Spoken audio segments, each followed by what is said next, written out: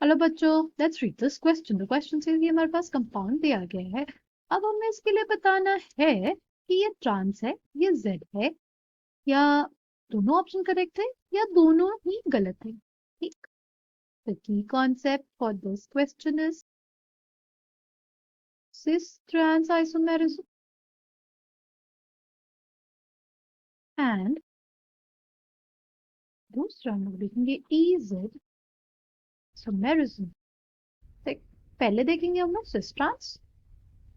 कब हम लोग बोलते हैं कि जो हमारे पास एल्कीन है वो एक सिस एल्कीन है, या वो हमारे पास एक ट्रांस एल्कीन है, राइट?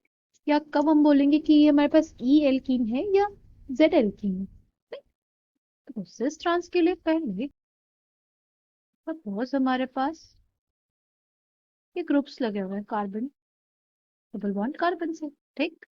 अगर हमारे पास सेम ग्रुप्स जो हैं, अगर हमारे पास जो कार्बन से ग्रुप है सेम ग्रुप्स सेम साइड पे हुए, सेम ग्रुप्स सेम साइड पे हुए, तो ऐसे एल्कीन को बोलते हैं हम लोग सिस एल्कीन। ऐसी एल्कीन को क्या बोलते हैं? Cis alkene. राइट। पर अगर हमारे पास कोई ऐसी एल्कीन है जिसमें जो सेम ग्रुप्स है वो ऑपोजिट साइड्स पे हैं,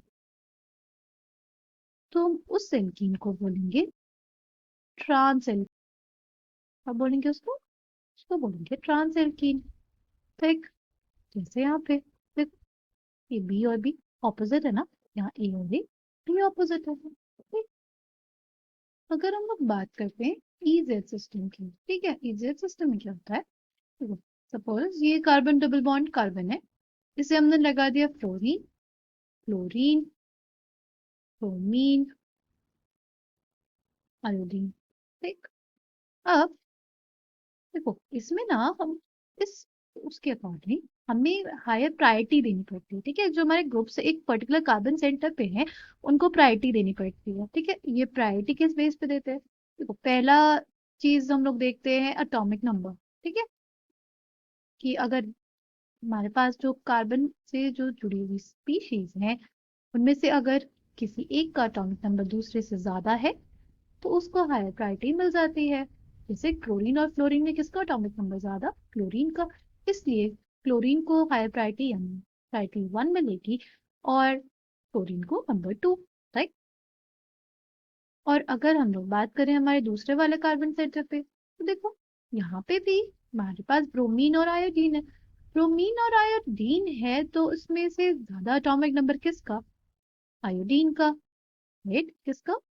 आयोडीन का। और ब्रोमीन का कम होता है, तो ब्रोमीन को सेकंड प्रायोरिटी और आयोडीन को फर्स्ट प्रायोरिटी मिली।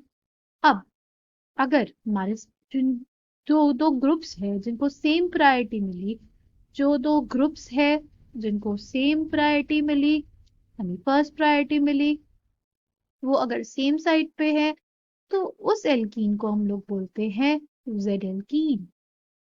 अगर दोनों फर्स्ट प्रायोरिटी वाले ग्रुप्स एक साइड पे हैं तो ऐसी एल्कीन को हम लोग क्या बोलेंगे? Z alkene.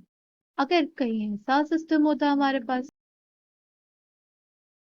कोई ऐसा सिस्टम होता, अब क्लोरीन और क्लोरीन में ज्यादा प्रायोरिटी किसको? क्लोरीन को। क्लोरीन नंबर 2 पे।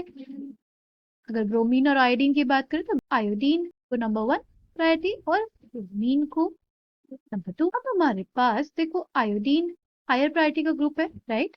और क्लोरीन यहाँ पे इस दूसरे वाले कार्बन सेंटर पे हायर प्रायोरिटी का ग्रुप है, तो दोनों ये दोनों ऑपोजिट है ना, राइट? ऑपोजिट साइड्स पे। इस वजह से इस एल्कीन को क्या बोलेंगे? इस एल्कीन को हम लोग बोलेंगे ई एल्कीन। इस एल्कीन को क्या बोलेंगे हम लोग? ई एल्कीन।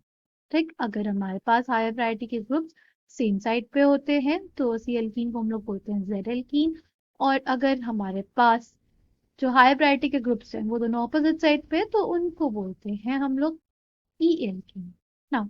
अगर हम लोग बात करें जो हमारे पास स्पीशीज दी गई है उसकी, तो देखो क्या है हमारे पास है CH3, C double bond C, Cl, Cl।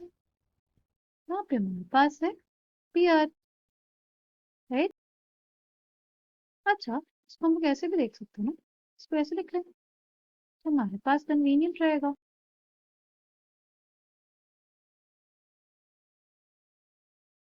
अब देखो हमारे पास, अगर पहले हम लोग देखें सिस है या ट्रांस, देखो ये क्लोरीन हमारे पास सेम है, राइट?